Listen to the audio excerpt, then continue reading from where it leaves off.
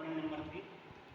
Calculate the specific weight, density, specific volume and relative density of oil which has weight of 7 Newton per meter. Given data मध्ये काय दिलं, त्या ऑइलचं weight दिलं किती 7 Newton आणि त्याचा व्हॉल्यूम दिला 1 लिटर म्हणजे 10⁻³ मीटर. सोल्युशन आपल्याला specific weight is equal to माहिती आहे. Specific weight is equal to weight of oil divided by volume of oil. Weight of oil किती दिलं 7 न्यूटन, व्हॉल्यूम ऑफ ऑइल किती दिलं 10⁻³. त्याचा भागाकार केला आपल्याला स्पेसिफिक वेट भेटले 700 न्यूटन. त्याच्यानंतर आपण density is equal to specific weight divided by G. आलं का लक्षात?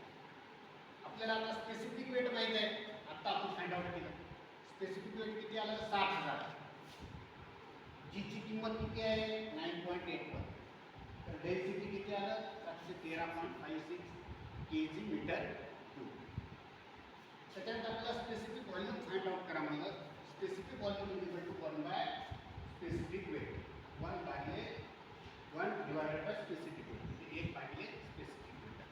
आता specific weight already find out केलं आहे आपण 1 भागिले 60,000.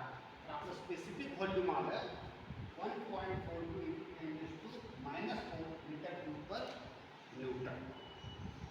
लास्ट टर्म राहिली relative density. Relative density is equal to density of oil divided by density of water. आपण इथे density of oil find out केली आहे ऑलरेडी. डेन्सिटी ऑफ ऑइल किती आहे 713.56. आपण इथे किंमत घेऊन density of oil, density of water माहिती आपल्याला 1000. तर रिलेटिव्ह डेन्सिटी किती आली 0.7135. आलं का लक्षात? तर ह्या प्रॉब्लेममध्ये जवळपास सगळे सूत्र आले बघा. आलं का लक्षात? स्पेसिफिक वेटचं आलं, डेन्सिटी आलं. आता ह्याच्यात कन्फ्यूज व्हायचं नाही. आपल्याला काय माहिती आहे स्पेसिफिक ग्रॅव्हिटी